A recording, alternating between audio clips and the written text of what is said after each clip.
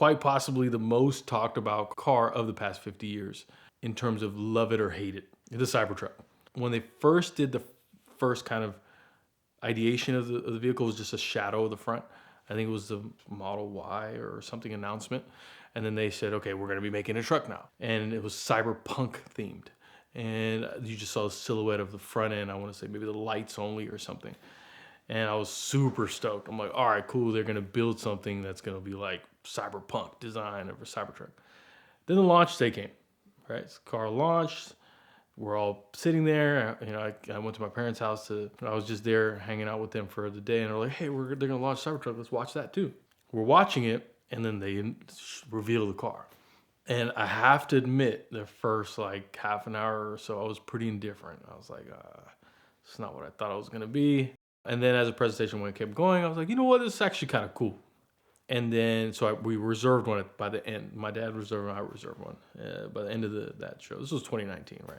And as the time went on, the more and more I looked at the vehicle, the more I'm like, I'm a big 80s sci-fi kind of guy, right? So everything about 80s sci-fi movies, I started seeing more and more of that design. I was like, man, if I was in the 80s and designed a futuristic car, probably would look something like this, but not what people design today in modern times. So everything just brought me back to all those movies of that era: Terminator, Blade Runner, RoboCop, you know, all that, Aliens Part 2 with a little tunnel runner, and like all those movies where it just started like making sense. Wedge car designs of the 80s, and et cetera, et cetera. So flash forward, we get our invite, right? And this is probably, I think it was December, right around the time they're actually releasing. Place an order. I'm like, all right, cool. We ordered Cyberbeast. I'm not gonna get it for probably a year from now. And then come March, we get the call. Luckily, I know enough people at Tesla, and they're like, don't worry, bro, we got you. I'm like, all right, cool. Let's see what that means, you know?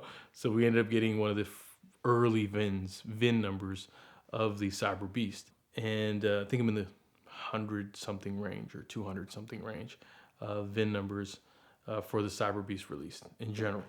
Over the past few years, we've been building a design brand franchise around it. Like, let's start creating designs from that early onset of 80s centric style designs or other designs that would fit the truck really well. Truck comes in, and we decide that now that we have the truck, we're going to start playing around and wrapping things on it. Obviously, everyone thinks by looking at the truck, it's going to be easy to wrap or install films on this car. For the most part, it is an easier vehicle than other cars. Initial surface tension's sometimes a little tricky because you're not getting a bite in certain areas you want, especially if you're wrapping around. But overall, once you're done with the install, it's relatively straightforward. But one of the things that I think people are going to, maybe haven't factored in, or we'll find out over time, is with these wraps that you're putting on, whether it's PPF or vinyl wraps, you may run into an issue with long-term adhesion.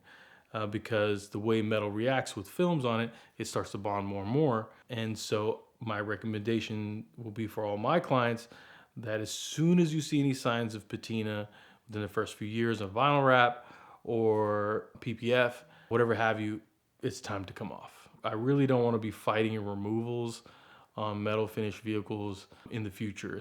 We have yet to test this theory. We're going to be testing it out on our own Cybertruck, which we wrapped in our design, which is 88 mile an hour, which is like a DeLorean style remake. Getting ready for our next design, which is an APC. And then our Razorback designs, people have been loving those. That's what you'll probably see a lot at SEMA this year, with like little Gatling guns, like probably mounted to the rear. In terms of the overall design aspect and executing on them, it was a perfect launch pad for us on our e-commerce because of just how talked about it was. Sometimes you see a wave and you see it coming, and you're like, you know what? I got to take advantage of this one, especially if it's in your industry. And that was kind of how our relationship has been with the Tesla Cybertruck. It's been a cool rig. We put about 10,000 miles on it so far. We're having a lot of fun doing it. It is my first EV. Never owned an EV. Never thought I would own an EV. So I said, hey, if I'm going to do it, I might as well do it with the one that gives everybody the finger, right? So that's basically what we did. We have Cybertruck sitting at the shop right now. We probably do a couple a week. In some weeks we won't have one, but most of the time we'll always have a Cybertruck in our shop. So if we were to do just in-house Cybertrucks, probably somewhere around, at our current volume with how much they're delivering, maybe somewhere between 4 and 8 trucks a month. And then in the future, I'm sure that number is going to increase over time in terms of our e-commerce, what we're shipping out to owners of Cybertrucks or other shops that one of our, like our custom creative designs. Those are probably double those numbers easily. And the whole premise of why we push ourselves to do it, because I probably would have waited a little bit down the line, a couple years. That's how I usually buy cars. I usually don't buy brand new cars. I usually buy cars that are about 4 or 5 years old, and then so the timing's right, the curve is right on the sale price, everything's right, and then I'll jump in. So this is a little bit out of my norm of buying cars. I don't buy brand new, but this one I had to, and mainly because we were setting up this thing for about a year prior to, of different ideations of like, all right, cool, what is some really cool stuff we can get behind a design that will make the truck come to life. And one of the initial ones were like, we're sourcing different video games from video games like Call of Duty or Halo or other video games that were more combat style that I used to play on different platforms as I was growing up. And what are some of the vehicles that would probably be created in there? And then we sourced different 80s movies and different things like that. Basically crafted one design that we call the Razorback that kind of fit this truck styling, and created that, designed it, and wrapped our first vehicle, which was a client who kind of came to us and asked us, hey, can you guys make a design that's kind of looks or resembles this? So we did, and it was the perfect time because it launched the brand forward on our e-commerce. It was like our first product on e-commerce. We were just playing around, but we spent 4 weeks designing this with our lead designer, Allie, at the shop. She was getting behind the designs, and then our rest of our team brought everything all to life. And we launched a product, and we've sold them all over the US now, and they've been shipping everywhere. And that's probably one of the designs you'll see at SEMA this year on maybe at least one or maybe several trucks that'll be out there on display with different types of setups and arrays.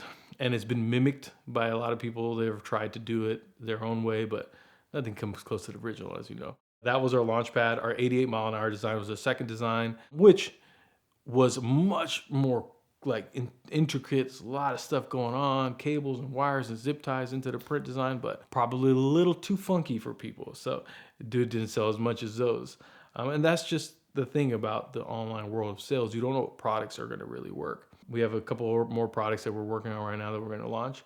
But the Tesla Cybertruck was a perfect, like I said, launching pad for that, because it was the right vehicle with just insane amount of buzz.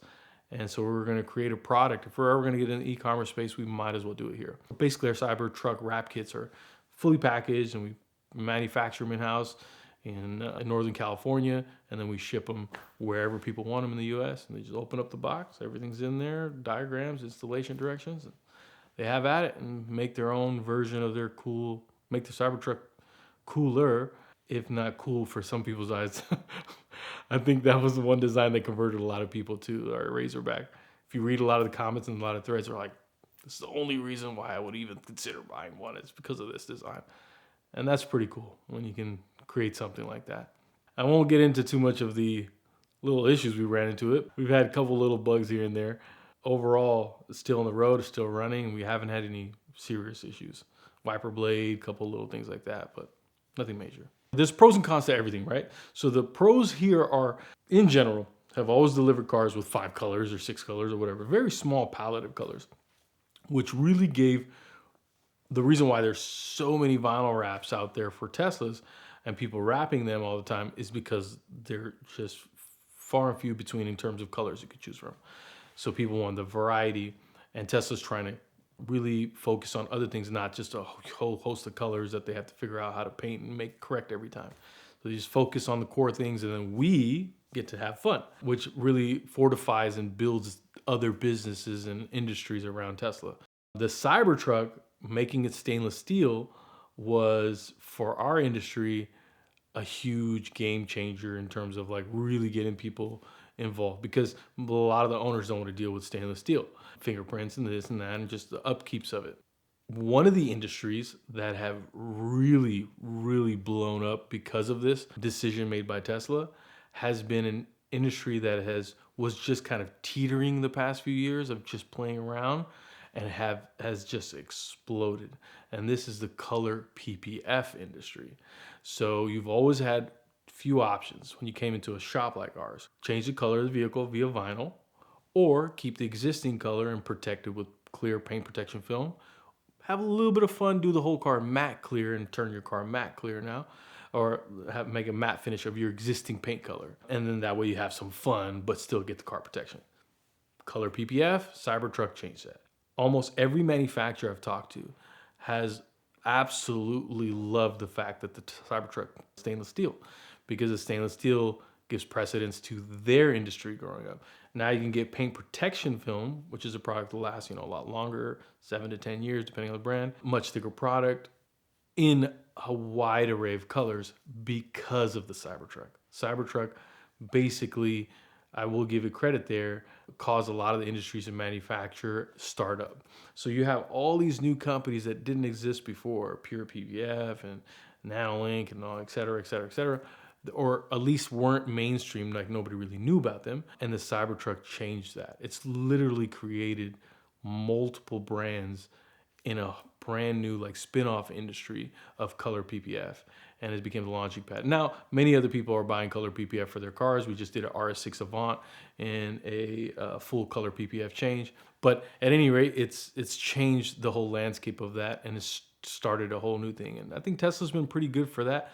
A lot of people love them, a lot of people hate them, but they have supported the custom film aftermarket industry and other areas of industries quite a bit. There's some big brands that have built their entire core businesses off of just the Tesla mark.